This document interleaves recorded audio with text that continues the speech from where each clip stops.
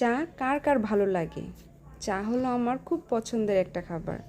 আসসালামু আলাইকুম, সবাই কেমন আছেন? তো আজকে সন্ধ্যায় কী দিয়ে নাস্তা করলাম সেটাই কিন্তু আপনাদের সাথে শেয়ার করতে চলে আসলাম। আশা করি সবার খুব বেশি ভালো লাগবে। তো সন্ধ্যায় আমার আর আরফি পাপার জন্য, এই তো আমাদের দুইজনের জন্য 2 কাপ চা।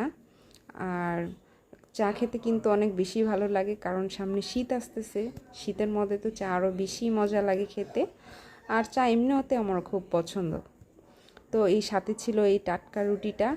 মাশাল্লাহ, রুটিটা খুবই ফ্রেশ ছিল আর খেতে কিন্তু অনেক বেশি মজা ছিল।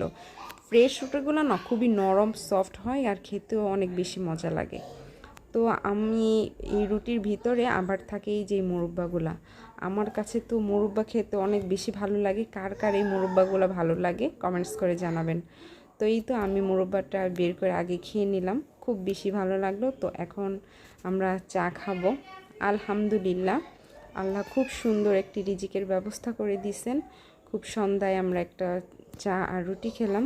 তো চা দিয়ে রুটি ভিজিয়ে খেতে কার কার ভালো লাগে? আমার কিন্তু অবশ্যই অনেক বেশি ভালো লাগে, কারণ চা আর রুটি কিন্তু খুব বেস্ট একটা কম্বো। তো সবাই ভালো থাকবেন। Thanks for watching. আল্লাহ হাফেজ।